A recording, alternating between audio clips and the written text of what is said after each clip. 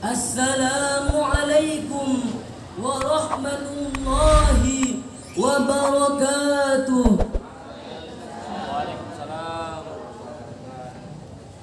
Alhamdulillahi rabbil alamin.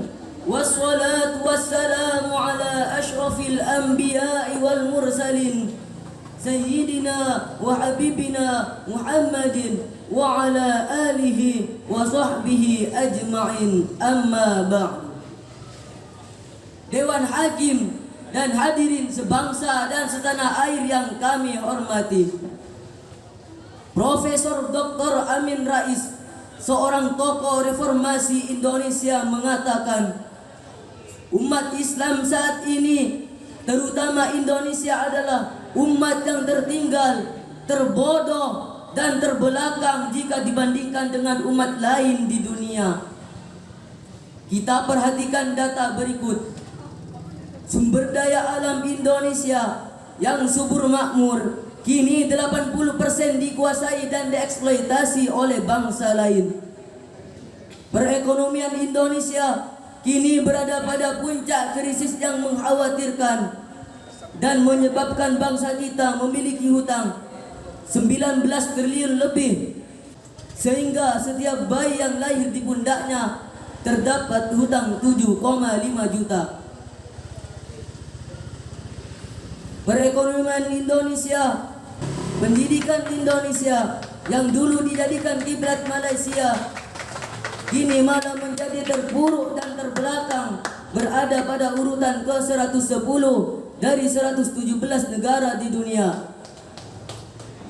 Tidak sedikit anak-anak kita yang putus belajar, tidak sedikit gedung-gedung sekolah yang ambruk karena sudah tidak terurus lagi. Tidak sedikit guru-guru yang demonstrasi menuntut kesejahteraan. Bahkan tidak sedikit kualitas output pendidikan kita yang tidak siap berkompetisi di kancah global. Dampaknya pengangguran merajalela. Bahkan yang lebih memalukan, ternyata 15% dari pengangguran tersebut adalah mereka yang telah mengenyam bangku kuliah S1 dan S2. Timbul pertanyaan, kenapa hal ini terjadi? Salah satu jawabannya adalah karena kita memiliki sumber daya manusia yang rendah. Lalu, bagaimanakah solusi Islam mengenai permasalahan tersebut? Izinkan kami memberikan sarahan Al-Quran dengan tema peningkatan kualitas SDM yang unggul menuju Indonesia maju, dengan landasan Quran surah An-Nisa ayat 9 sebagai berikut. A'udzu billahi minasy syaithanir rajim. Bismillahirrahmanirrahim.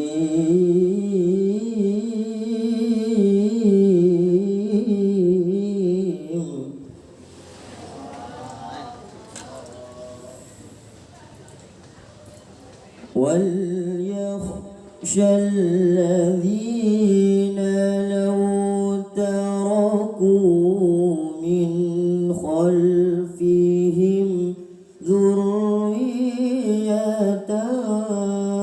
ضِعَافًا خَافُوا عَلَيْهِمْ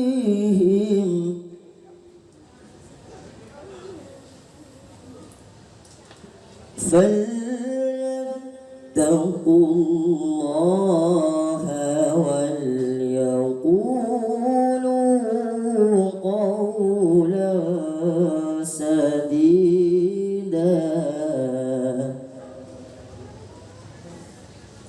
Hamba berlindung kepada Allah dari godaan syaitan yang terkutuk dengan menyebut asma Allah yang Maha Pengasih, Maha Penyayang. Dan hendaklah khawatir orang-orang yang jika mereka meninggalkan keturunan di belakang mereka dalam keadaan lemah, maka bertakwalah kepada Allah Dewan Hakim dan hadirin rahimakumullah. Sababun nuzul ayat ini menurut Imam Suyuti dalam Lubabun Dukhul fi Asbabin Nuzul adalah berkenaan dengan pertanyaan saat Abu Waqqas menjelang wafatnya pada Rasulullah. Ya Rasulullah, aku memiliki harta yang banyak, sedang pewarisku hanyalah seorang anak wanita. Bolehkah aku menyedekahkan 2/3 saja? Rasulullah menjawab, Tidak boleh. bagaimana kalau sepertiganya saja ya Rasul? Beliau menjawab, Tidak boleh. seraya beliau bersabda, jika kamu meninggalkan pewarismu dalam keadaan berkecukupan, jauh lebih baik daripada kamu meninggalkannya dalam keadaan kekurangan, sehingga ia menggantungkan dirinya pada orang lain. Hadirin rahimakumullah, secara eksplisit ayat ini memberikan warning kepada kita agar jangan meninggalkan keturunan, anak-anak dan generasi di belakang kita dalam keadaan lemah. Lemah apa yang harus kita khawatirkan? Profesor Dr. B.J. Habibie, mantan Ketua Umum Ikatan Cendekiawan Muslim Indonesia menjelaskan ada 5 kelemahan yang harus kita khawatirkan pada generasi keturunan kita, yaitu lemah fisik, Lemah harta, Lemah ilmu. lemah akhlak, bahkan yang paling kita khawatirkan adalah lemah iman. Kenapa demikian? Sebab jika pemuda kita memiliki iman yang lemah, maka ia akan mudah terkena dampak negatif globalisasi. Sebagai bukti, tidak sedikit anak-anak muda kita yang terbius dengan budaya mabuk-mabukan, tenggak whisky, brandy, sampangne, mansen, martini, vodka, au, KTI dan bir. Tidak sedikit anak muda kita yang terbiasa menelan beka, nepam, magadon, ciming, heroin, kokain, adam, love drug, triple X, ganja dan sabu-sabu. Tidak sedikit anak-anak muda kita yang gemar melakukan judi, reme, domino, kasino, jisong, mahjong, 41 dan QQ. Bahkan tidak sedikit yang terjebak dengan budaya pacaran, free love, free sex, samin liven dan kumpul kebo, hidup satu rumah tanpa diikat tali pernikahan. Itulah hadirin dampak langsung dari iman dan sumber daya yang lemah yang harus kita waspadai. Lalu bagaimanakah pandangan Islam dalam membentuk sumber daya yang berkualitas itu? Sebagai jawabannya, kita renungkan firman Allah dalam penggaran surah Al-Mujadalah ayat 11 sebagai berikut. Wa idza qila shuzu fashuzu yarfa'illahu alladhina amanu minkum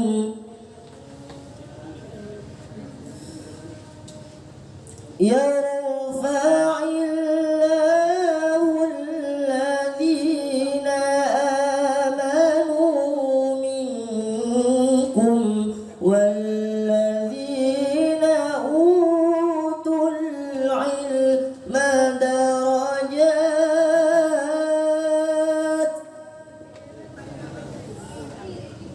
والله بما تعملون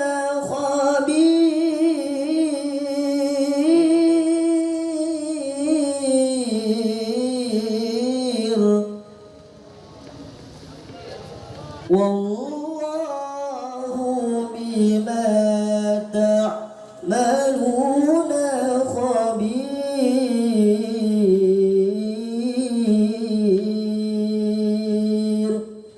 صدق الله العظيم.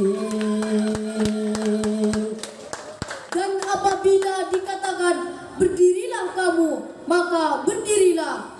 Niscaya Allah akan mengangkat orang-orang yang beriman di antara kamu dan orang-orang yang berilmu pengetahuan beberapa derajat. Maha benar Allah dengan segala firman-Nya.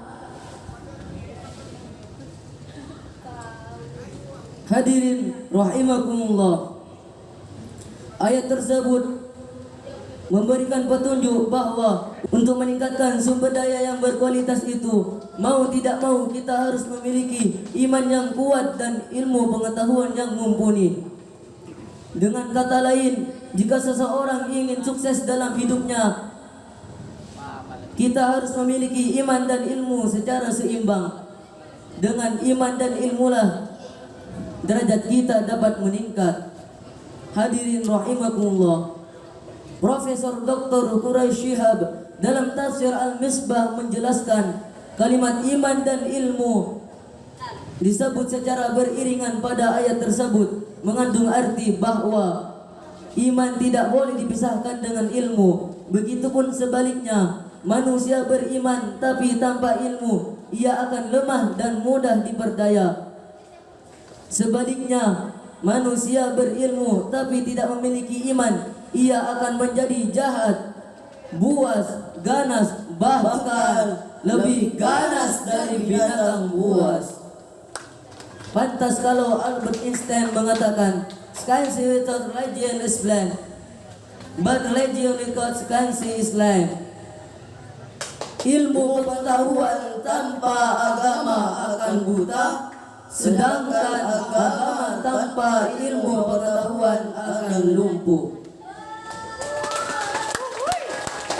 Saya setuju dengan sebuah lagu.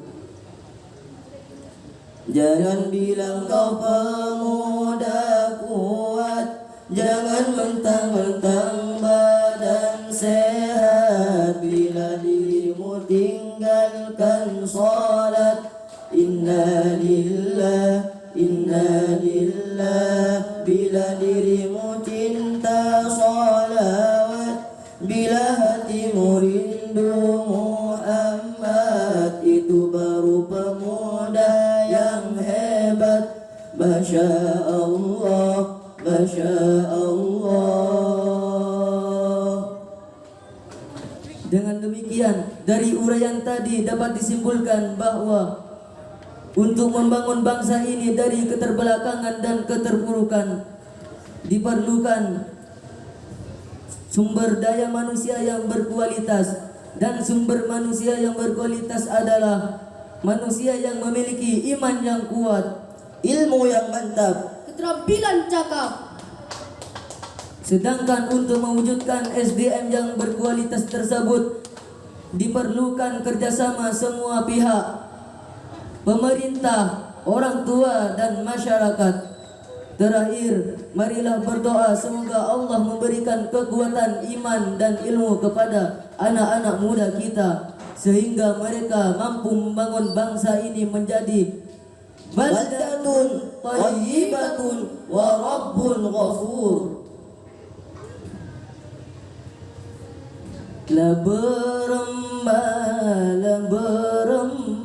setare mesa, Raja Omba ekaram tengah. la beremba setala isa. Gabes dewan juri sobung pesembah. Gabes dewan juri sobung pesembah. jalan kaki ke kota Gresik Minum es lilin, makan bakmi. dengan MTQ Kabupaten Gresik Kita kita jalin silaturahmi. demikian yang dapat kami sampaikan. Terima kasih atas segala perhatian. Mohon maaf atas segala kekurangan. Wallahul muwaffiq ila aqwamit thoriq. Assalamualaikum warahmatullahi wabarakatuh. Waalaikumsalam warahmatullahi